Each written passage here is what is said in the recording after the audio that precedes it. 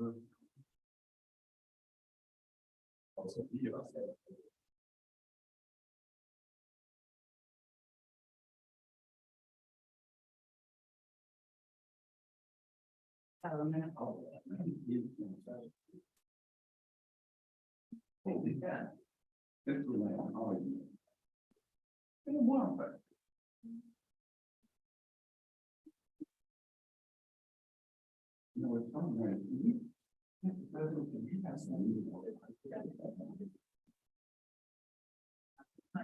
the sun says.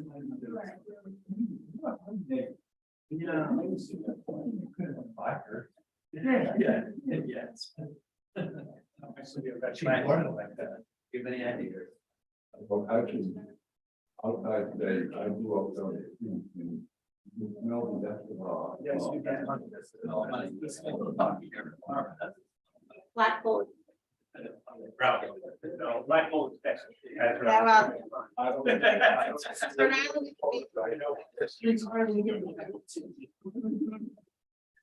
You don't want to be steep in this. Anyone there? yeah, something you're good. Yeah. Turn on your. Laying the inevitable. Am I good? We're all good. Good evening, everyone. Welcome to our April 24th Portsmouth Town Council meeting. Before we begin, I just need to go over the evacuation procedures in the event of an emergency. 2 doors to your left, another one in the front here. We would exit the building, cross Middle Road, and await at the school administration building for further instruction. And with that, if we could all stand for a moment of silence and our pledge allegiance. Pledge allegiance. To the flag, the United States of America, and to the republic that stands for one nation, under God, indivisible, with liberty and justice for all.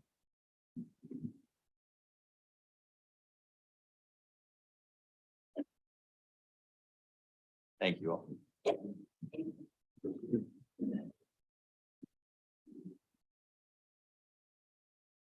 Okay, just take care of a little housekeeping. We are streaming tonight with the beat.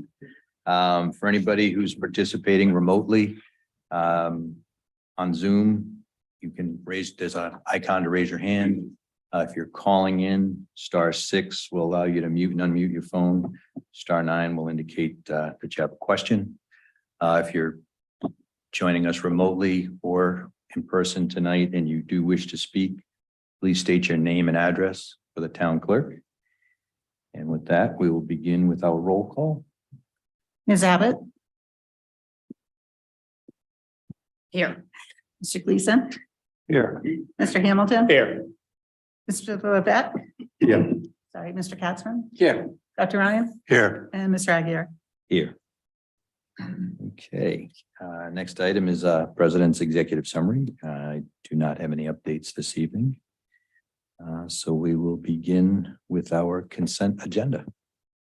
Move to receive, to approve as presented. Second. All those in favor? Mr. Katzman. Aye. Ms. Abbott. Aye. Mr. Gleason. Aye. Mr. Hamilton. Aye. Mr. Levesque. Aye. Dr. Ryan. Aye. Mr. Aguirre. Aye, motion passes 7-0. Next, we'll be sitting as the Board of License Commissioners. First item is a peddler license, new. It's the Audrain Automobile Museum, Inc., 222 Bellevue Avenue, Newport. And then, I don't know, what is that? Ottoman Park, Inc., DBA Our Good Dog Spot, 1800 Mendon Road, E221 Cumberland, Rhode Island. Move to approve. Seconded. All those in favor?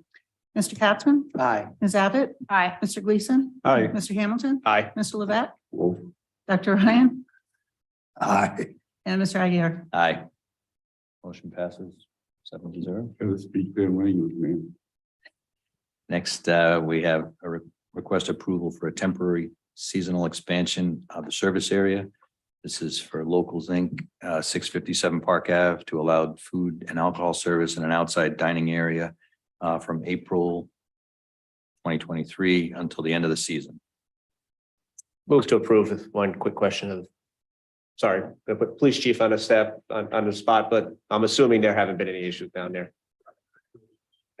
And this is the same arrangement that they had last year. They've had it for a number of years. Right, Yeah. right. Second. All those in favor? Mr. Capson, Aye. Ms. Abbott. Aye. Mr. Gleason, Aye. Mr. Hamilton. Aye. Mr. Levesque, Aye. Dr. Ryan, Aye. Mr. Aguirre. Aye. Motion passes 7-0. Motion to adjourn as the Board of License Commissioners. Seconded. All in favor? Mr. Capson, Aye. Ms. Abbott. Aye. Mr. Gleason, Aye. Mr. Hamilton, Aye. Mr. Levesque, Aye. Dr. Ryan, Aye. Mr. Aguirre. Aye. Motion passes 7-0. Next, we have minutes from our April 10th meeting along with executive. Move that they be approved as printed. Seconded. All those in favor?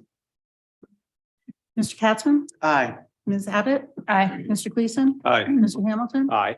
Mr. Levesque, Aye. Dr. Ryan, Aye. Mr. Aguirre. Aye. Motion passes 7-0. Moving on to our town administrators report. Mr. Rayner. Good evening, Mr. President, Town Council, ladies and gentlemen. Portsmouth has again been named a Tree City USA in honor of our commitment to effective urban forest management. Tree City USA program is a sponsored program by the Arbor Day Foundation, and they are in partnership with the U.S. Forest Service and the National Association of State Foresters.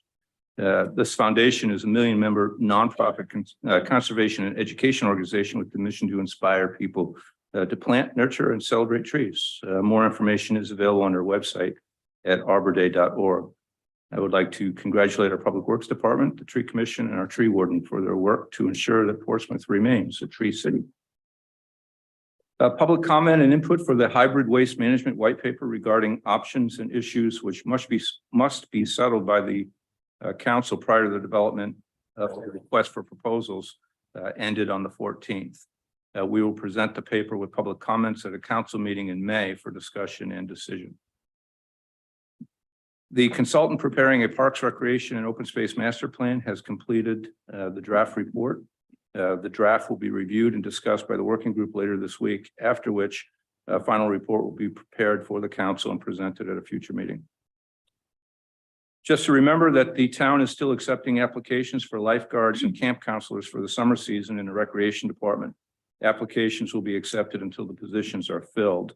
Additional information and employment applications can be found at the Human Resources webpage. And then lastly, the council will hold a workshop to hear public comment on the proposed South Coast Wind Energy Project. We are looking to schedule the workshop in May and will publish more information as soon as the details are arranged. Mr. President, that concludes my report. Thank you, Mr. Rayner. Okay. Next, we have resignations and appointments. First item is for the Economic Development Committee. Motion to appoint Ms. Conwell as presented, the application. Second. All those in favor?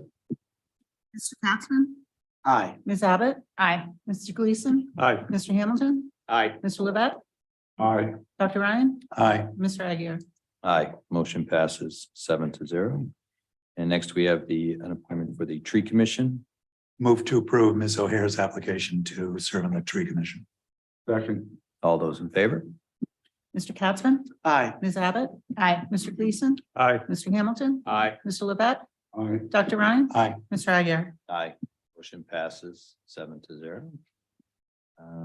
On to old business. It's the monthly finance report. Mr. Patrick.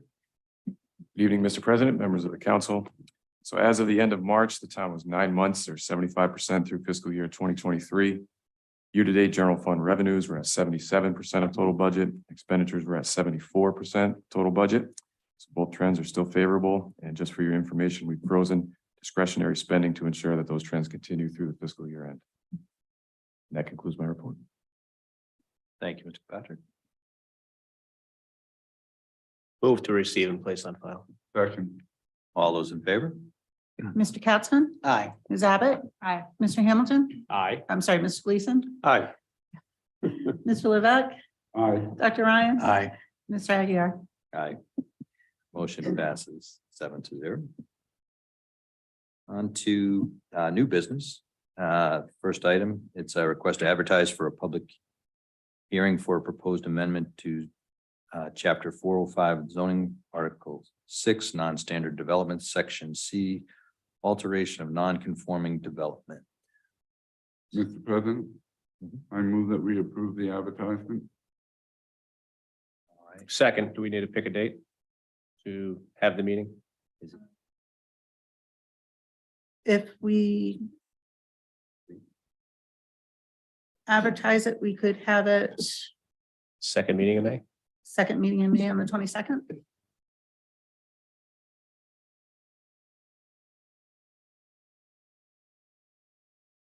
Motion and a second. What date was that again? May 22nd. May 22nd. May 22nd. Okay. May I ask a quick question? on that? We used to refer the questions of this type to the planning board, do we not, or do we do that any longer? We still do? It's automatically part of the process. It's automatic, okay. So this should be on the planning board meeting on the 10th.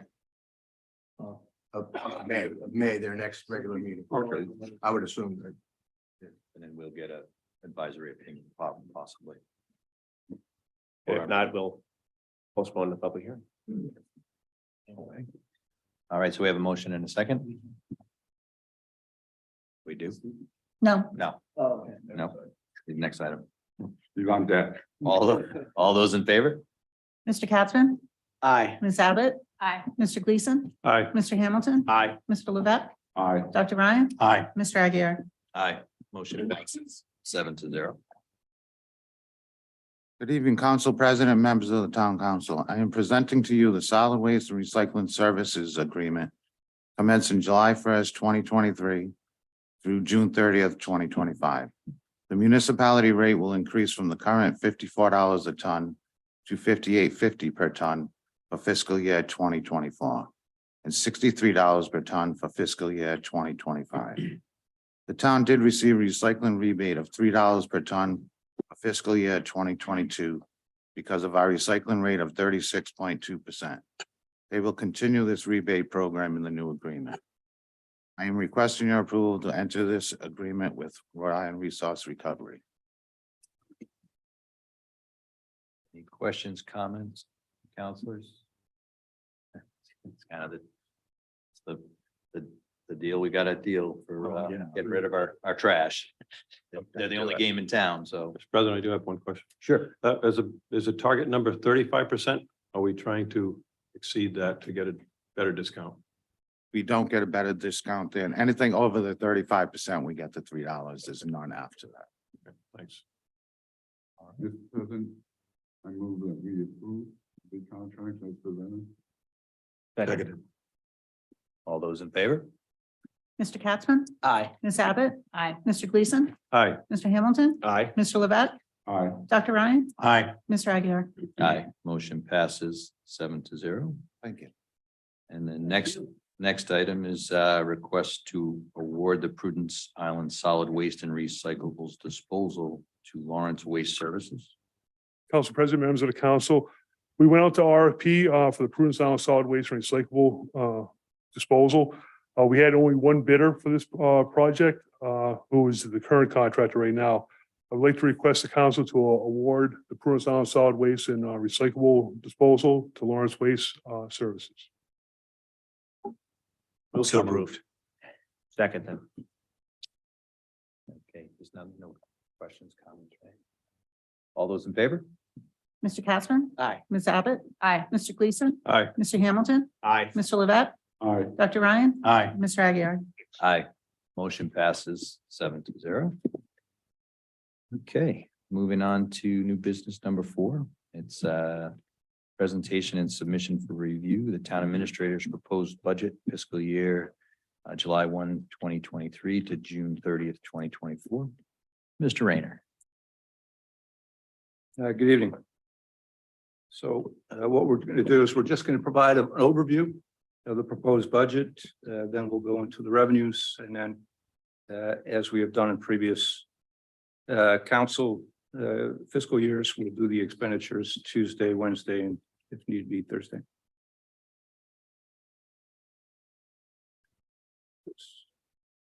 If we can go to the next slide.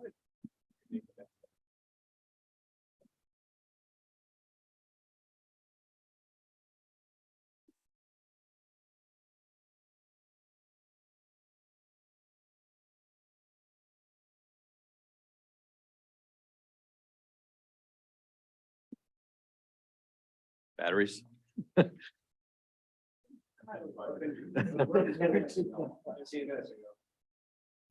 go to the next slide. Hit the forward button. Let's wait till we see the IT line.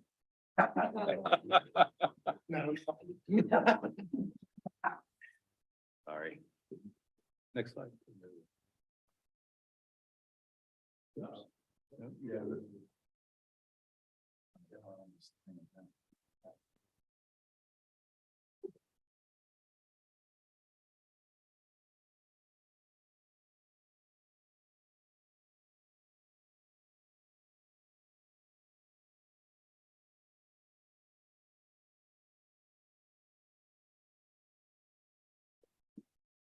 That doesn't work. You can pull up the PDF.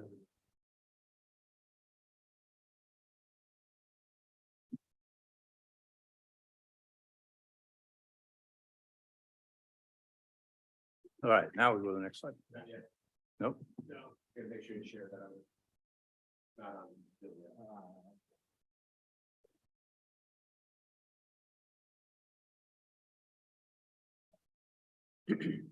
Good. All right, just go down to the next. There we go. All right, so what you have before you is the budget calendar. That's an overview of what's remaining. We've scheduled the meetings through Thursday night, as I've just stated. We anticipate that the council will adopt a provisional budget on May 8th, if that's not already done this week. The public hearing is scheduled for June 14th, and the adoption of the final budget is scheduled for June 26th. Next slide. So this proposed budget for fiscal year 24 is submitted for your review and consideration and has been prepared in accordance with the applicable sections of our town charter. School and town staff have been working since late summer to provide a budget that will help guide your policy decision-making and serve to inform the residents on the town's fiscal programs and operations. We did our best to base this budget on conservative financial values for both revenues and expenditures. So a balanced budget considers available resources, determines their priority, and then develops a spending plan which addresses priorities within the constraints of the resources available. This proposed budget is balanced and supports a municipal government focused on providing core services aligned with the town's vision and goals. Next slide, please. So significant drivers behind this budget include a drop in state aid, specifically school state aid, the elimination of the car tax. That's a driver because the reimbursement from the state does come to the town, but there is no increase in value. It's locked in at the values from 2 years ago. There is an increase in our debt service. The Fire Safer Grant expires during the course of the next fiscal year. We do fund capital improvements and projects. There are salary adjustments in this budget. There's a slight increase in healthcare costs. Fortunately, they were much lower than we had anticipated when we were building the budget. We do experience significant rising costs due to high inflation. School bus transportation costs have risen, special education costs have risen, and we are experiencing difficulty in retaining and recruiting personnel to municipal employment. We address these budget drivers via a number of strategies. Department budgets have been scrubbed and prioritized. New hires will be delayed when possible. We have negotiated longer-term labor contracts. We will maintain a contingency fund, continue to seek grant opportunities. We've reprioritized the capital improvement plan. We will continue our employee health and safety programs via our partnership with the Rhode Island Interlocal Trust.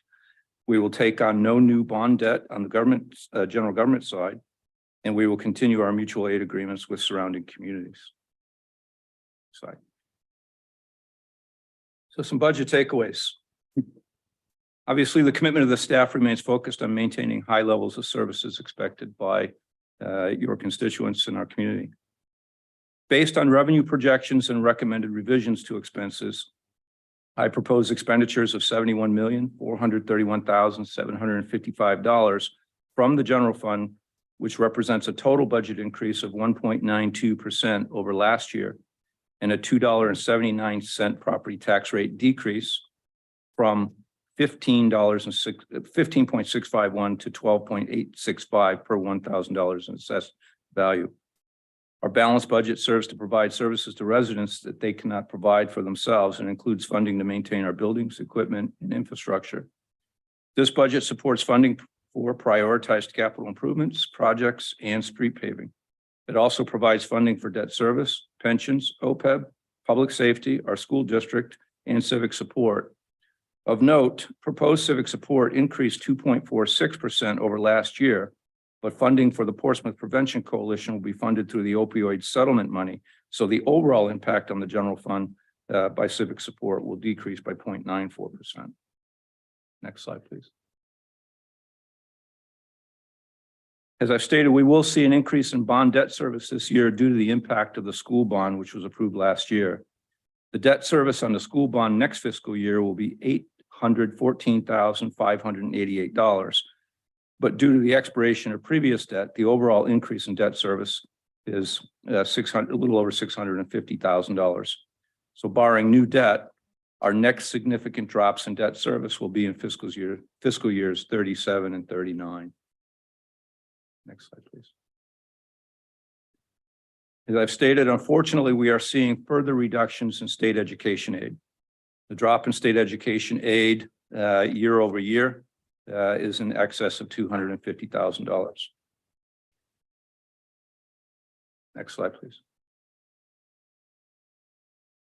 As we know, property taxes are the largest source of revenue for the town. For this budget, they account for 86.3%.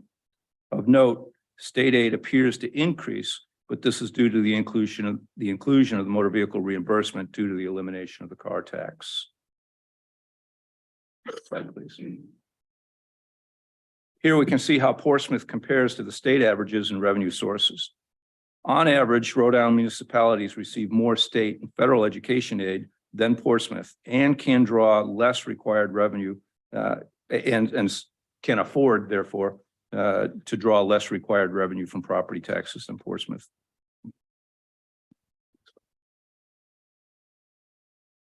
Here you can see where revenues will be applied. Exactly as last year, school and public safety account for slightly under 78% of our total budget. That's the big orange slice there. Next slide. And with respect to expenditures, Portsmouth is in line with the rest of the state regarding where we focus our spending. Those two charts are very similar. Next slide, please. Most of town expenditures are non-discretionary, meaning we are contractually obligated to commit funding, or we are legally obligated to pay off borrowed funds. A little over 2.3% of the total budget represents discretionary spending by the town side departments compared to the entire budget, and that's down from 3.4% last year. Next slide. You're a little too far ahead. There you go. If we remove school funding and account for only the municipal side of the budget, the discretionary percentage is 4.8%, but that is a bigger wedge of a much smaller piece of pie.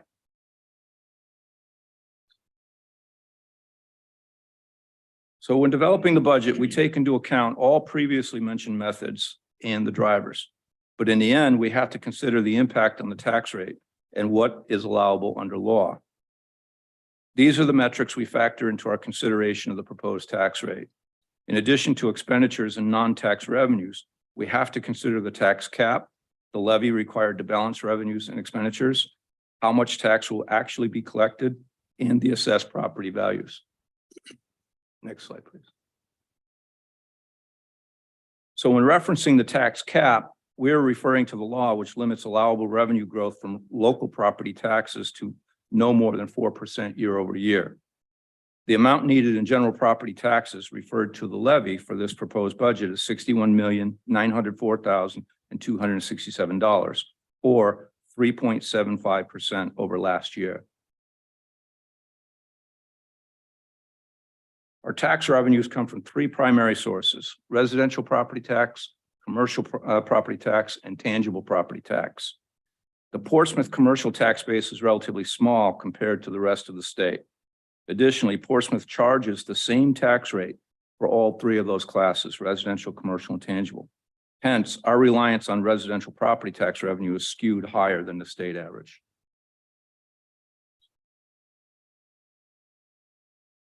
The median price of a single-family home sold in Rhode Island in 2022 was $395,000.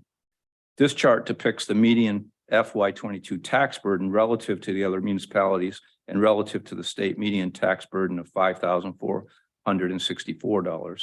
We're just slightly less than the median. And compared to the rest of the state, Portsmouth still ranks fourth highest of 39 municipalities with respect to median family income. Slide. And seventh highest compared to the rest of the state with respect to median household income. For purposes of definition, a family consists of two or more people, one of whom is the householder, related by birth, marriage, or adoption, and residing in the same household. A household is consists of all the people that live there, whether they're related or not. Next slide, please. So to compute the tax rate, we total the net assessed property value of our residential, commercial, and tangible properties, which is the gross property value minus property exemptions. We divide that by 1,000 and divide that into the levy required to balance the budget. This results in a tax rate per $1,000 in assessed values. As I stated, for this proposed budget, the tax rate is 12.865 per $1,000 in assessed value, which again is about a $2.79 property tax rate decrease from last year and $145,214 below the tax cap. Slide, please. For this budget, we are projecting a 97.375% collection rate. We are also accounting for a drop in the percentage of net assessed values by class for both commercial and tangible property. Next slide, please. Here you can see it graphically laid out. So as I've stated, taxes are the largest source of revenue for the town. Property taxes traditionally account for around 85% of our revenues, and for this budget, they account for 86.3%. But as I've stated, we have to remember that we no longer collect motor vehicle taxes, and the state reimbursement does not increase with value. So we're locked in at a value assessed 2 years ago, and there'll be no growth in that account. Real estate is assessed at 100% of value based on periodic revaluations performed by the tax assessor. Our last full revaluation, which is required every 9 years, was conducted in 2016-17. Our latest statistical revaluation went into effect December 31st of last year. Our next full revaluation will be conducted in 2025-26. Next slide, please. So to juxtapose the tax rate in relation to inflation, the inflation rate for the 12 months ended March 2022 was 7.08%. By contrast, the total levy is 3.75% over last year, and the proposed tax rate is 17.8% below last year's rate. This is possible, obviously, because the total gross value has increased 26% over last year. Next slide, please.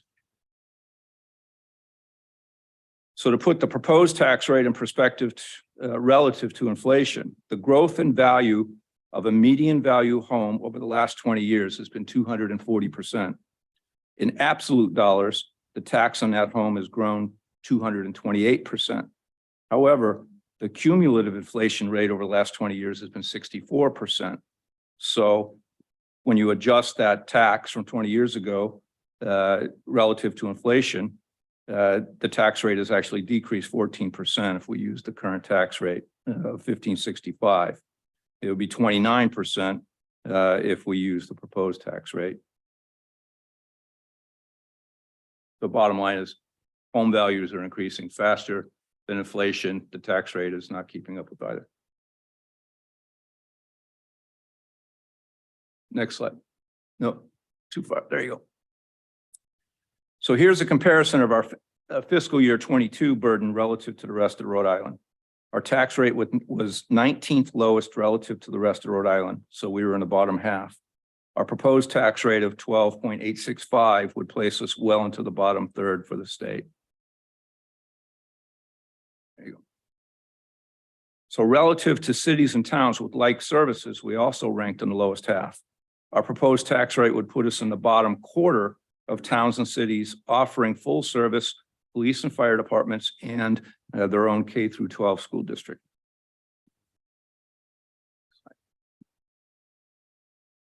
So moving on to the capital improvement plan. Our capital improvement planning process begins in August of each year.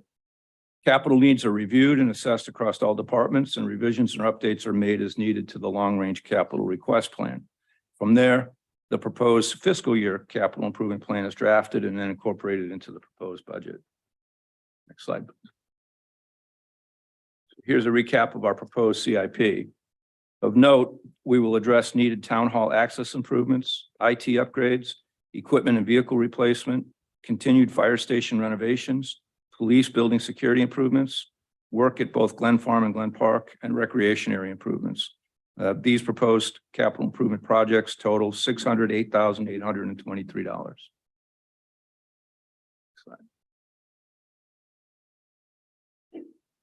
And lastly, the amount proposed to be spent on the town repaving program is in line with the road assessment study that we conducted last year. We will maintain a satisfactory rating, but inflation is considerably increasing the price of asphalt.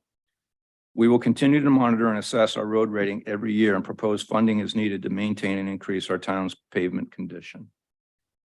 What this is showing you is if we, next year, we're proposed to go to $1 million, even at $1 million a year, our road rating will slowly decrease, all things being equal.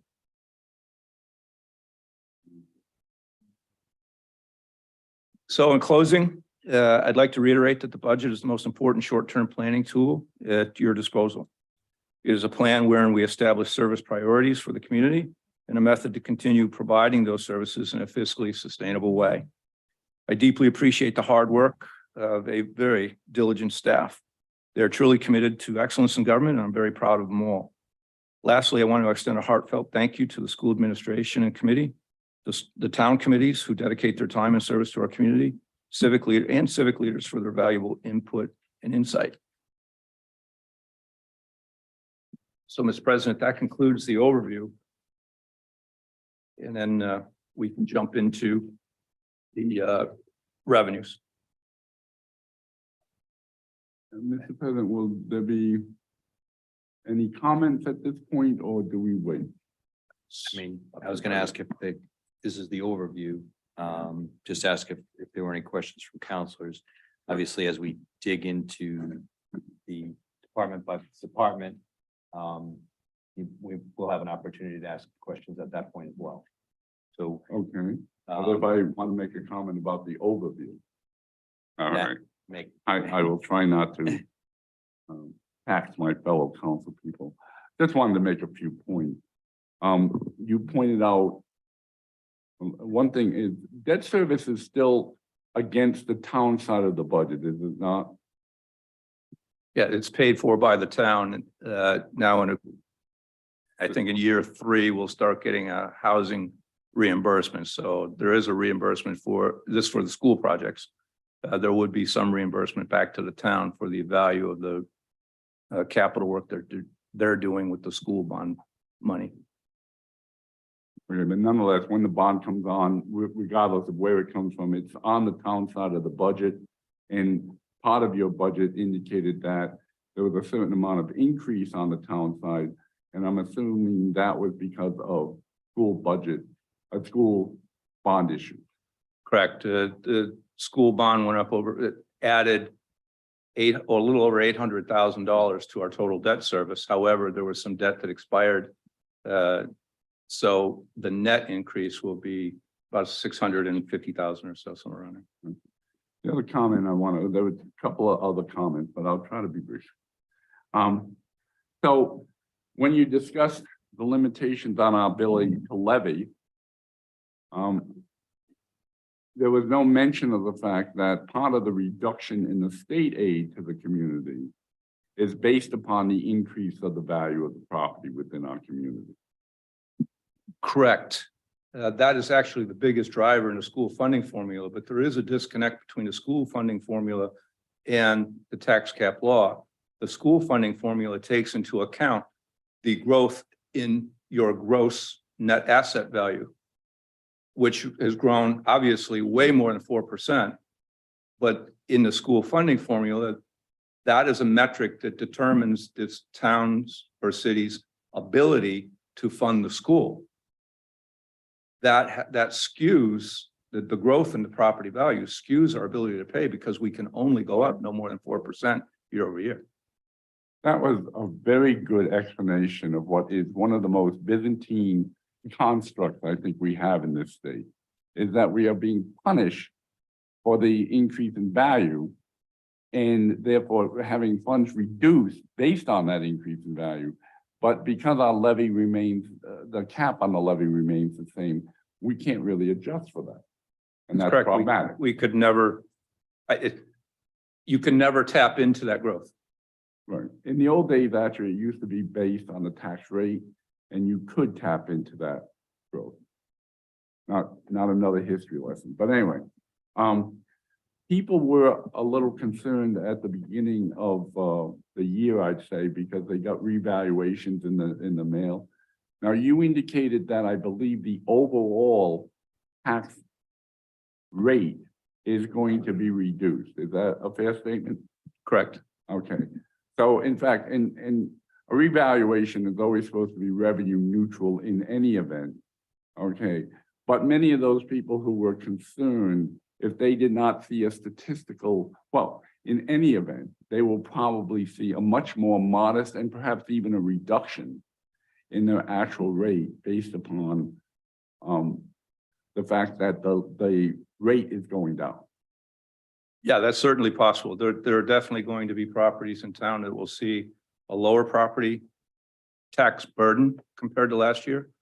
But there will probably be many properties that will see more that in real dollars. They'll obviously pay more in tax next year, but the value of their home went up higher than than the tax rate. But it's a zero-sum game. You can only go up to, you can only tax what you're required to bring in as revenue to fund the town operations. And then even that is limited to no more than 4%.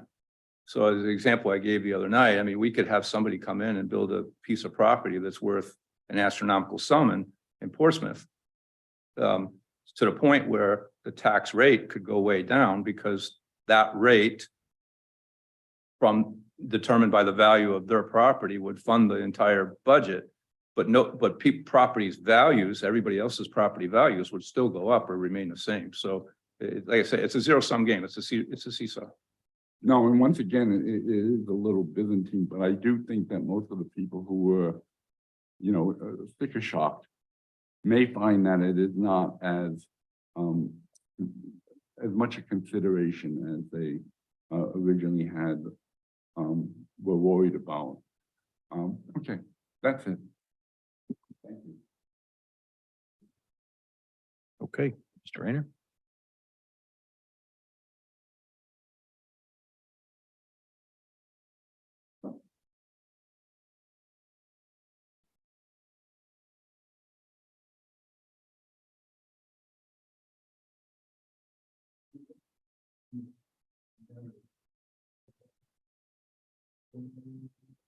No, there isn't. It's on Yeah, no, it's there. It's there. It's on the end of it. You just got to click. well, at the end of the presentation. No. That's only a school budget. Oh, right Yeah, here, yeah. okay. And they bring you to the webpage and then. Also on the- Yep. Okay. Well, that one's heavier. also the front. By the way, I did enjoy the economy of having things crossed out in, 2023 as the I like this one. So. Let's start on page 9. executive summary.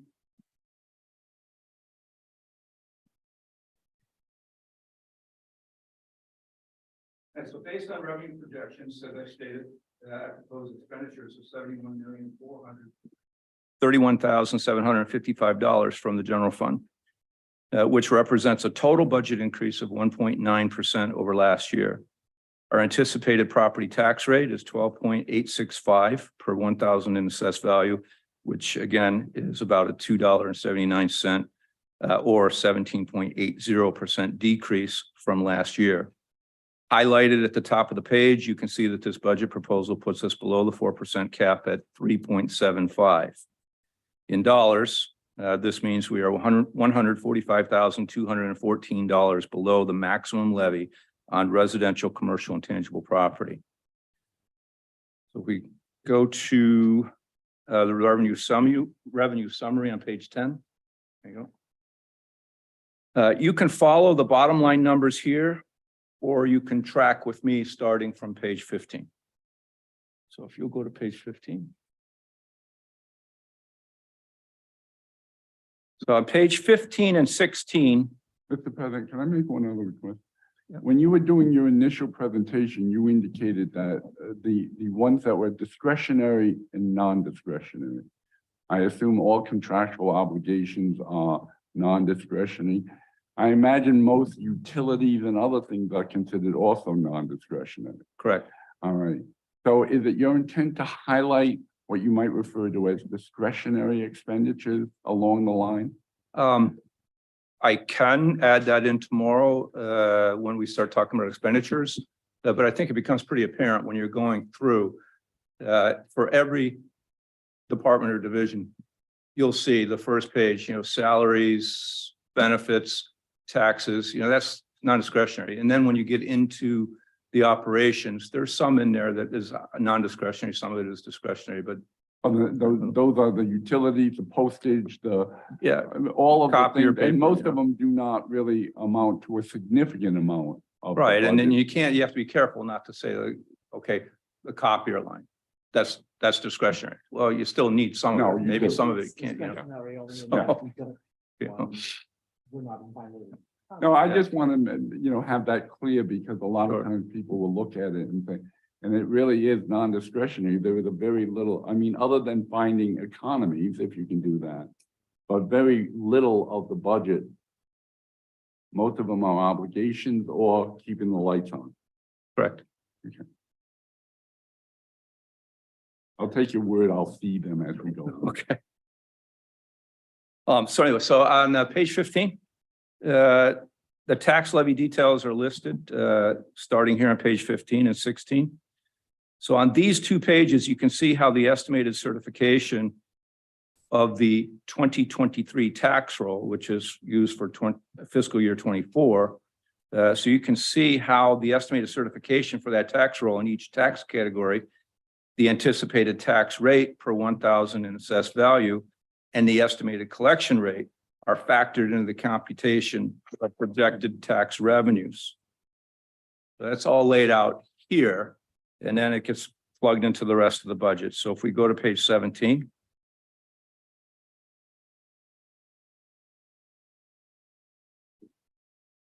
Mr. President. Ask a question, make a comment, please. Sure.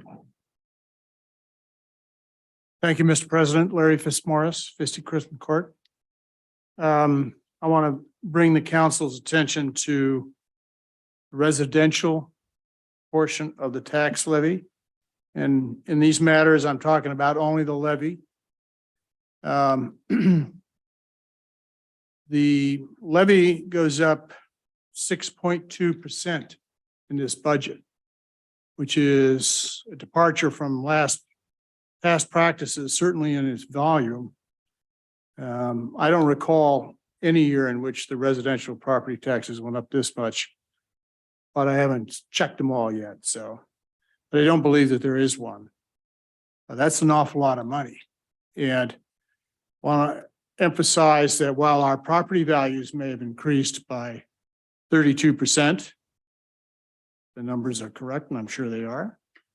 The revenues that upon which we pay our taxes, in other words, the money we get, it just is not going up that fast.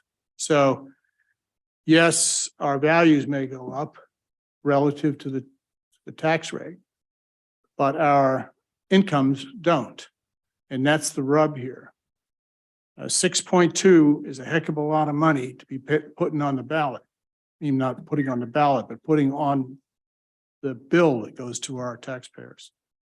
So I'd like to point out that I'm not quibbling about the numbers. The town administrator's numbers are correct in total. The reason why we can get away with 6.2% on the residential property taxes is because for the calculation of the levy, the other two categories have declined. And they've declined significantly in some cases. So it's interesting that you can, end up with the same number. I mean, with this kind of dichotomy in the residential levy, when we have a 3.756, I guess it is, increase in the levy in total. The levy calculation for the 4% tax cap limit is against all three categories. And that's well defined in the budget documents. So I just like the people on the council to understand that this is an unusual tax season in the sense that the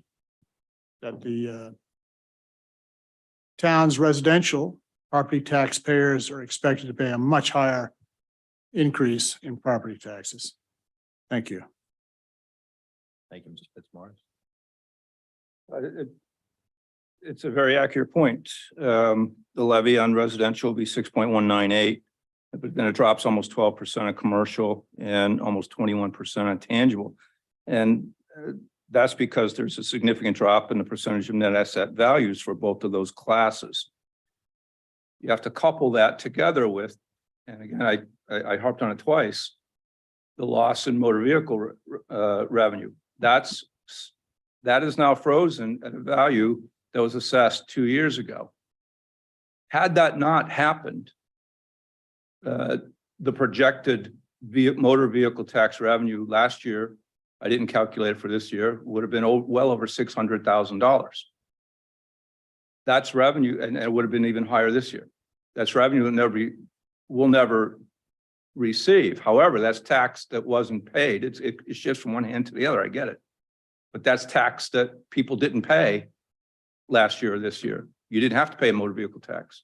So it's I guess it's a zero-sum game. It's got to come from somewhere. And then it makes sense when you look at it. Our normal average property tax revenue is about 85% of the budget. This year it's about 86.2.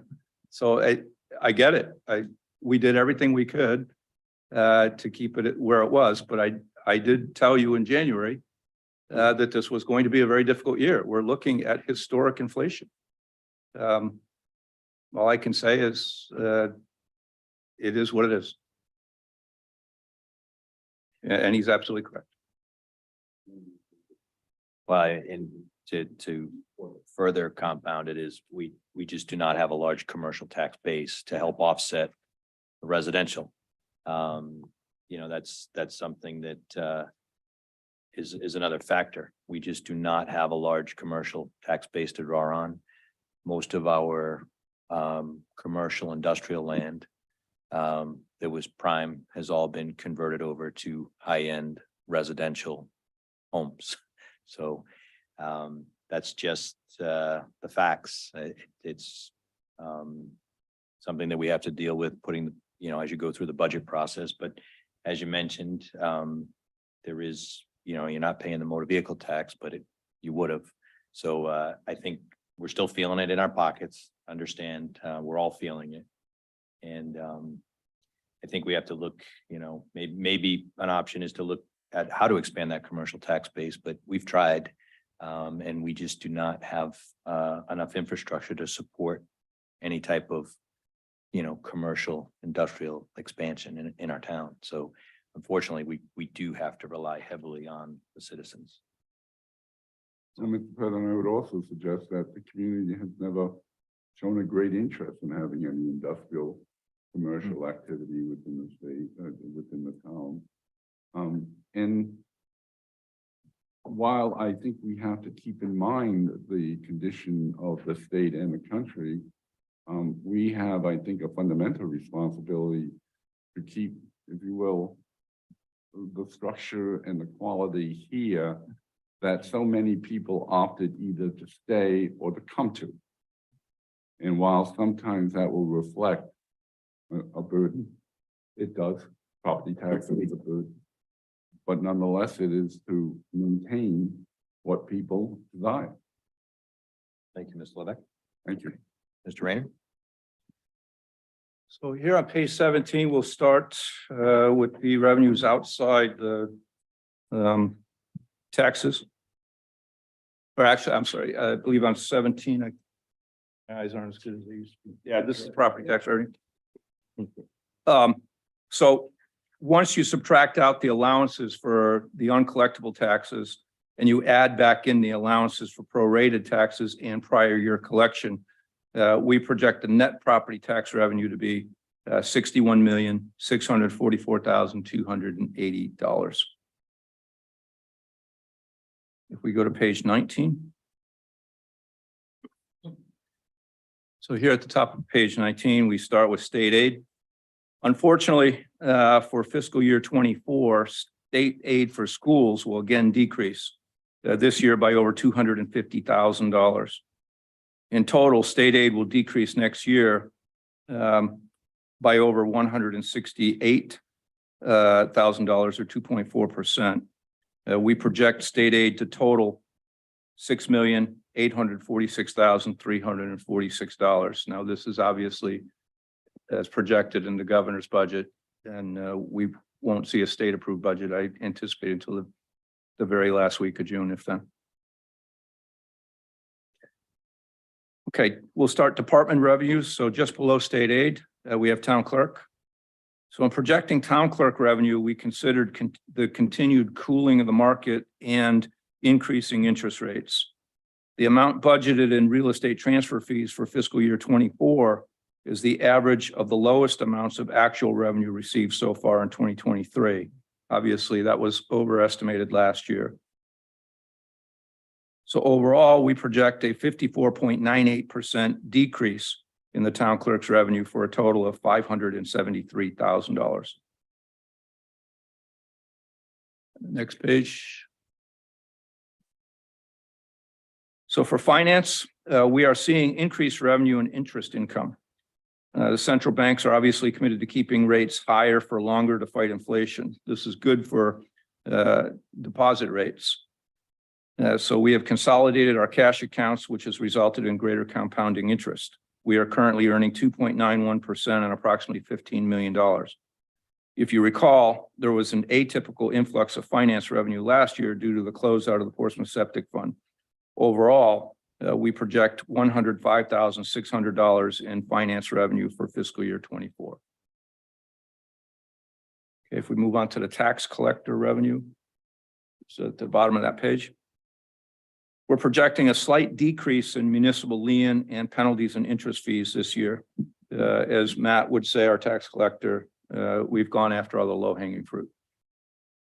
So this is resulting in a 6.59% decrease for an overall projected tax collector revenue of $275,800. Go to the next page. Fortunately, in the building official's office, we're still seeing robust activity in renovations and improvements and the resulting required inspections. We are projecting an overall increase in building official revenue of 9.98% for a total of $716,000. Next, we go to planning. We are still, however, seeing a drop in planning board filings, and we have therefore adjusted our anticipated revenues down to $12,000 for next fiscal year. Go to police. Top of the next page. Or bottom. Canvassing is an anomaly. We carry it for a couple of years, but there's been no revenue there. So with respect to planning, it's the bottom of that page. I'm sorry, police. Yep. The next or I'm sorry, the police detail and fingerprinting revenues have been adjusted based on actual numbers to date. So we're seeing a drop. However, overall revenues are increasing by about 9.11%. So we're projecting $191,700 for police revenue. For Harbor Master, top of the next page. We expect slight increases in mooring fees and fines and project a revenue of $112,000. For fire revenue, this will be the second year of our public safety capital program. For some of you will recall that we kickstarted the program last year with ARPA funds, and we will ensure that the program remains self-sufficient with a share of the ambulance revenue, which we project to increase by 7.61% next year. So the share that would go to the general fund as revenue, we project at $225,000. Next page. See the Prudence Island Transfer Station. So based on observed sticker sales and actual recorded revenue over the last fiscal year, we project $11,410 in revenue from the Prudence Island Transfer Station. And then below that, you have recreation. We continue to expand camp and recreation programs. So based on signups and increased activity, we project a 15.41% increase in revenue to $259,905. And then below that, or I'm sorry, on the next page, you'll see other revenues. We are projecting increased reservations at the campground and an increase in revenue from the town's communication tower and the polo grounds. The Glen Manor House is no longer an enterprise fund and is now operated under a concessionaire contract. Under the terms of that contract, there is still money due to the previous operators for bookings that they made while they were in charge. The contractor is projecting $180,000 in revenue to the town next fiscal year, but we do expect those revenues to grow considerably over the next 3 years. And as they grow and they reach the threshold as stipulated in the contract, we start to gain revenue on food and beverage sales. Additionally, they're paying $30,000 into a Glen Manor House Capital Fund. Overall, we project an 18.49% decrease in overall revenue, other revenue, to a total of $458,714. So now if we return to page 10, we've summarized all the revenue sources, and we are asking you to provisionally approve $71,431,755 in projected revenue. So moved. Hang on. We just have a motion. We just have a motion. I get it. It's a motion. Yeah, actually, and the number, bottom line won't change. But I have a lot of questions. Probably a motion or two. I did. That's it. I gotta look the part, Chuck. I'd like the public to know, and also other council members who may or may not know, Representative Cortravin and McGaw did put in a general revenue sharing bill on behalf of this council that would hopefully increase the general revenue sharing for each town and city in the state. If the bill were to be passed as is, which I don't expect, the town would look to gain $625,485 in general revenue sharing. It was a very simple bill. I took $39 million, $1 million for each city and town. Then went down and said, okay, each city and town has X number of people in their population, divided it by that, which was about 1,227,000 people roughly, which gets about $35 per resident, and divided it out by that. And that's where we get the 625, 485. For other communities, just for a point of reference, a larger community like Cranston would get $2.9 million. A smaller community like Foster would get $156,000 extra in their budget. And based on the chart that Mr. Rayner put up there, I think the people in Foster could use all the help they can get at $12,000 per resident in their tax budget. So I will be going up there. They were supposed to have a hearing Wednesday night. Obviously, I need to be here instead. So hopefully we'll have a hearing next week or two to hear that bill and hopefully get something passed, which would help alleviate some of the burden on our taxpayers. The history behind it, general revenue sharing was removed back in 2009 by Governor Kucheri. When the market crashed and there was very few, the revenue for the state went in basically in the toilet, but it never came back. We've had large sums of surpluses over the past couple of years, and putting this into the roughly $13.5 billion budget of the state would amount to 0.3%. So it's not a huge lift for the state to be able to put this in and help the property taxpayers and the cities and towns. And that will be my argument to each of the 18 or so representatives who sit on the finance committee. One other bill that is before the House is H 5800, which is a new tangible tax law. What that tangible tax law does is something similar to the Motor Vehicle Phase Out Act. This year, if the law were to be passed, our tangible tax would be, or all cities and towns' tangible tax would be locked in at whatever rate you are set at today. If the budget goes forth as it is, that would be the 12,865. Companies or organizations with a tangible tax would receive a $5,000 credit this year, $20,000 next year, $50,000 in 3 years, $100,000 in 4 years, and then $250 would be locked in. That would be your percentage or your dollar figure off. Unfortunately, similar to the motor vehicle sales tax, excise tax reimbursement, it would cap and lock in our rate at the 12,865, which in the future would put even a larger burden on our property and residential and commercial property tax holders.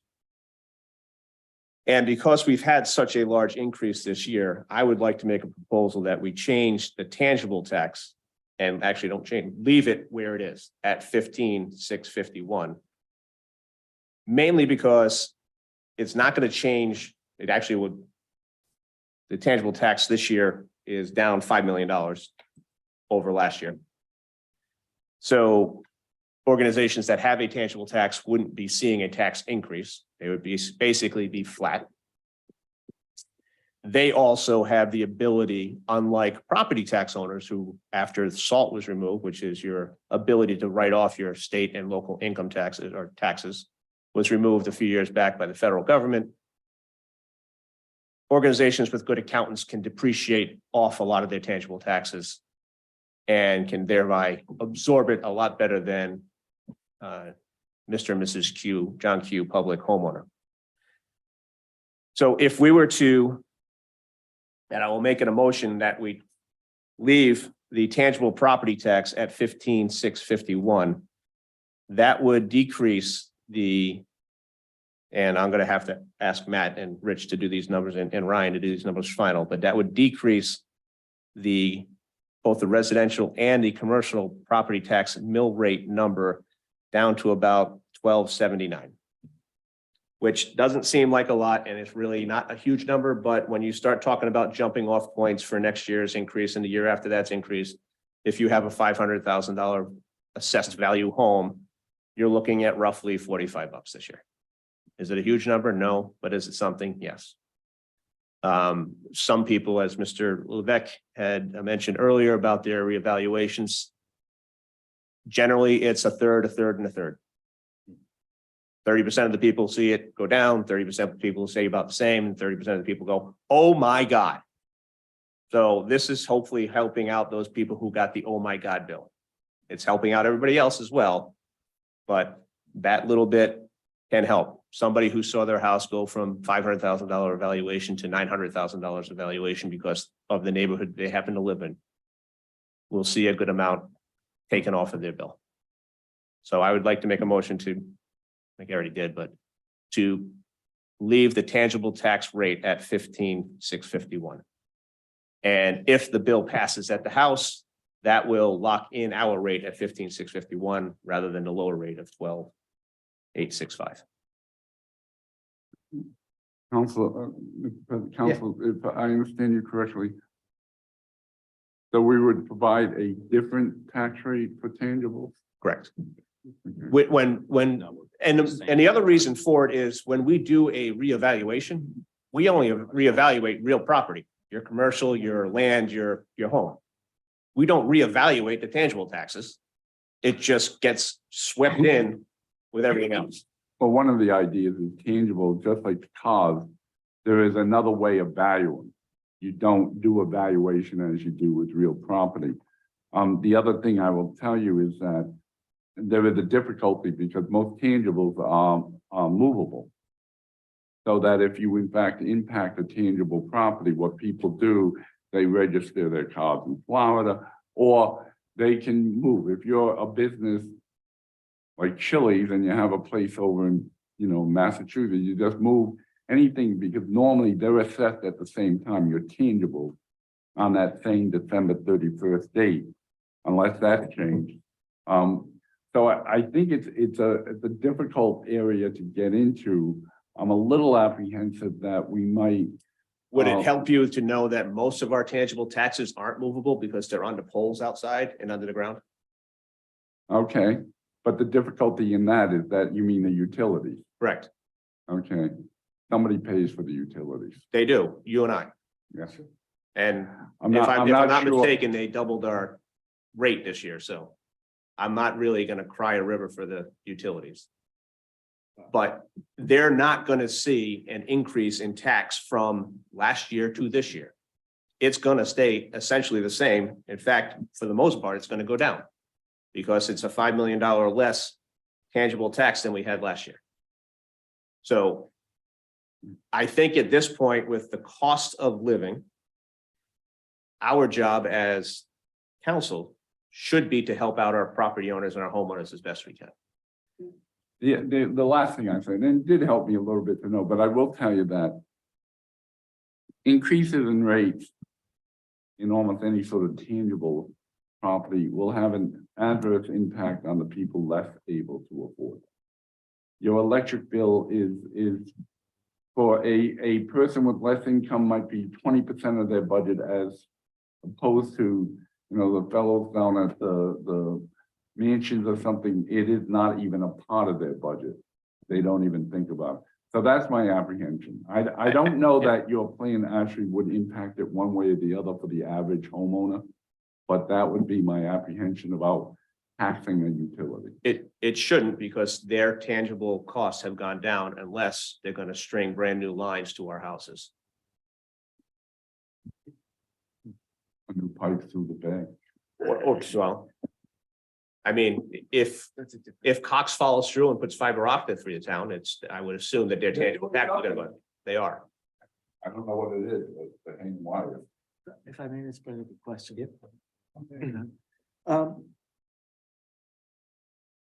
You started this by saying, that's okay, you made the motion because it's not gonna change the bottom line. Correct, the 61 million. I'm sorry. But Where if is it? you change that 12,865 and leave it at 15,651. Did As it- as multiplied against the 135 million, et cetera, number there. It changes the. It would Exact- change, it wouldn't change the levy, overall levy. It would change the tangible tax property number from 1,745,245. And again, I'm gonna have Matt check this, but to 2,123,175, which would then drop the other two tax rates, I see the what you're saying. would Okay, drop. okay. So you wouldn't change. No, I'm with you. I thought you meant increase that, and that was the end of your sentence. No. And adjust the others. No, and adjust the others. So you would. The Yep. 61. I gotta make sure, 61,904, 267 would stay the same. Yeah, we'll rely on them to do the math. but Yes, I to know- do the math I for get tomorrow your night. point. Yeah. Given that you frame this as a way to preserve, if that bill passes, which who knows? But if that bill passes, we will be in a similar situation as we are in with the motor vehicle amounts, which is locked into an amount. Correct.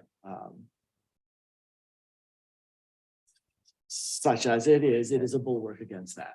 It's also if it does pass and we were to pass the budget as it's stated right now without the change I just suggested, we would be locked in at 12,865 for the rest of our lives on the tangible tax. And next year, the residential and real estate and commercial would go Will go up. further up. So, and to another caveat to Mr. Levesque's point about the businesses and tangibles, the commercial tax rate for their property is also going to go down. So it will balance out a little bit. In terms of if Mr. Gleason owns a business and he's got restaurant equipment in it, the property is going to go down. His tangible stoves, dishwashers, and all that good stuff is going to stay about the same as it was last year. But he's also depreciating that every year, and that's why we're down to 135 instead of 140 from last year. To conclude my question period here, I have no objection to that. Sounds like a reasonable. Mr. President, I would second the motion because it does seem to make sense.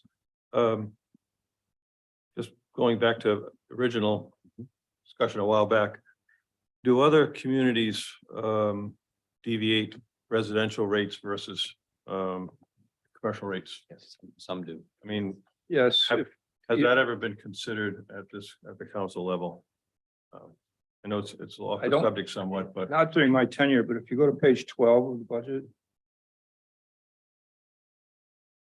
We've never deviated the commercial and yeah, this property value.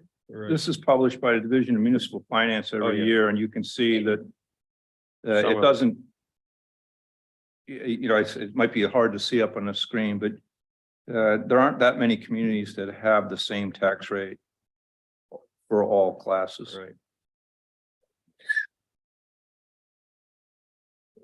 And Sorry? 11 out of 39. 11:39. And hopefully other towns, well, I'm mostly worried about this one, but if other towns are paying attention, it would behoove them to lock themselves in at a higher set rate than what they're going to be locked into next year. Sure. So if you take a, Mr. Himmel, I have one of, because I remember when we did the car tax removal, one of the things that I remember was discussed, in particular, the community of Barrington had assessed its vehicles at twice the amount of their property. And therefore, when it first happened, Barrington got a windfall. Well, I won't even say a windfall, but they got a higher return because of the fact that their tax rate was higher. when the original plan for the motor vehicle phase out came into play, it did the same thing as this tangible tax phase out and locked you in at that rate, That's right. which is why I think Providence was at $76 when we were always at 22. So it locks you in at that rate. So, and you couldn't even give people an adjustment down if you wanted to. And then it was phased out and then it was stopped. And then it phased out again. The problem with the phase out, with the motor vehicle phase out tax is that there's no escalator. So it ended last year. There's no 4% added onto it each year by the state government to make up for the 4% that we can't go up on that motor vehicle phase out. Interesting enough, that was one of the many comments and arguments I made against it. Also, that it was going to take about a third of our sales tax in order to fund it, which I did not think was such a good idea. But nonetheless, the people who found an advantage in it were the ones who had the higher rate. So it would seem to me that rather than lowering our rate, if we wanted to address this, we would want to increase our rate. I'm not suggesting that. I'm just saying leave it the way it is. Right. Okay. Yeah, I mean, I'm but if, fine with leaving it where it is. It- And I think the administrator has used several times, and I love the phrase, zero sum. It is a What zero sum take- game in what take terms from of, something gives to the other. again, but in terms of accounting practices, you can depreciate the tangible taxes True. that you have as a business. I can no longer write off the property tax that I pay to Portsmouth as I used to be able to on my federal income tax. Just one point I'll make quickly, when they were doing the contacts, I said, I can make a decision to buy a $1,000 car that's a rat trap as opposed to buy a $45,000 Mercedes. Okay, so I could save money, all right, on that type of tax provision. In 2 You know, years, it was a, what's that? in 2 years, because you had to wait for the following year to get past the excise taxes you owed from 2 years ago. But in your case, the good news is you could have bought a $3,000 car because they limited the tax at 3,000. I And a want three- I a wanted to pay $3,000 as car much as I nowadays is could. not going to get you much. You might get 4 tires. If I may, Mr. President, so we have a, We have a motion and a second. yeah, what I would suggest is, even though there was a pending motion, that we just go ahead and if, I mean, we could. You can change it tomorrow night if you, I'm, what, we what, can- no, I'd part like of to the do it motion. all- I'd like to do it all tonight. Yeah. But just if you're not, if it doesn't change the bottom line, why don't we take Mr. Hamilton's motion first, since that's contained within what we would then be provisionally approving, and then vote on the Gotcha. total revenue. So my motion would be an amendment to the main motion of approving the bottom line. Right. Okay. In terms of Robert's rules, that might be the right way to go. All right, so, We'll ask I know. Robert. right, so we have the motion and the second to Keep the. keep. Actually, Just it would adjust be the to tangible. change, it would be to Change. change the tangible tax rate to 1561 for this year, Yes. which would then. My number's 1278. I'm gonna let Matt and Rich and Ryan figure that out for tomorrow night. So. It's provisional approval, so we might have to provisionally approve everything again tomorrow night with the new Yeah. rates, but the bottom line doesn't change. To 15. No, that. 651. Correct. Right, so what we're asking for is provisional approval of the bottom line for the revenues, which would not change regardless of what tax rate. Understood. Right. $71,431,755. So we had the motion and the second on that. And we also have a motion to amend the. Property tax rate, the tangible tax rates. Right. So I can pull that and do that after we do this. I don't know which Makes way sense. is easier for you or in terms of Robert's rules, but I'm less It- concerned about Robert's rules Okay. than administration knowing what it is. and they'll bring it back to us tomorrow night. Let's with a do new the budget. spreadsheet. Let's do the provisional approval on the 71,431,755. We have the motion and the second. All those in favor? Mr. Capson? Aye. Ms. Abbott? Aye. Mr. Gleason? Aye. Mr. Hamilton? Aye. Mr. Levet? Aye. Dr. Ryan? Aye. Mr. Aguirre? Aye, motion passes 7-0. And now, The motion to change the tangible tax rate from 12,865 to 15,651. Which would then, I believe, and we'll figure this out tomorrow night, but Yep. I believe it'll change it to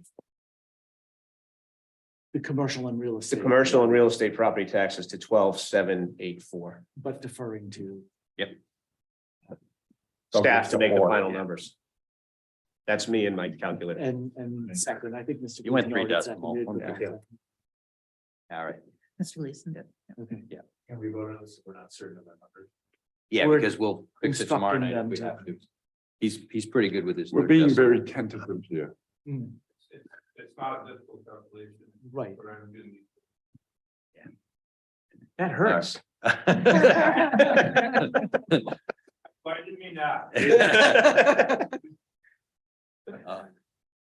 All those in favor? Mr. Capson? Aye. Ms. Abbott? Aye. Mr. Gleason? Aye. Mr. Hamilton? Aye. Mr. Levet? Subject to audit, aye. Dr. Ryan? Aye. And Mr. Aguirre? Aye, motion passes 7-0. Okay.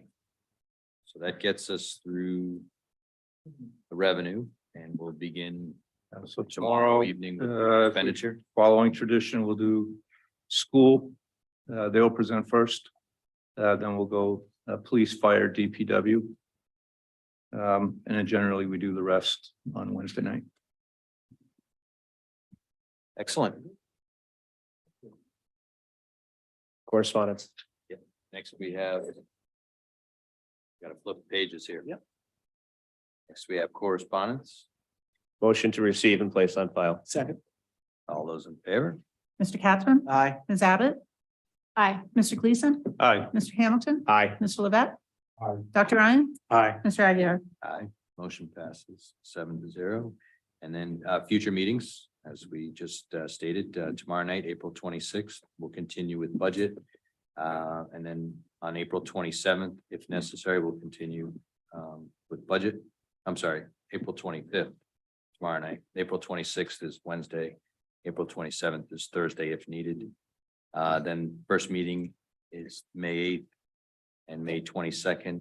And just a reminder that we will be having at some point a workshop in May. So we just have to work out a date for the workshop in May.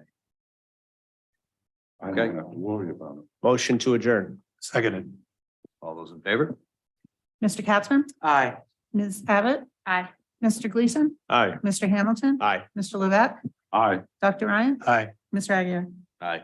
Motion passes 7-0. We'll see you all tomorrow.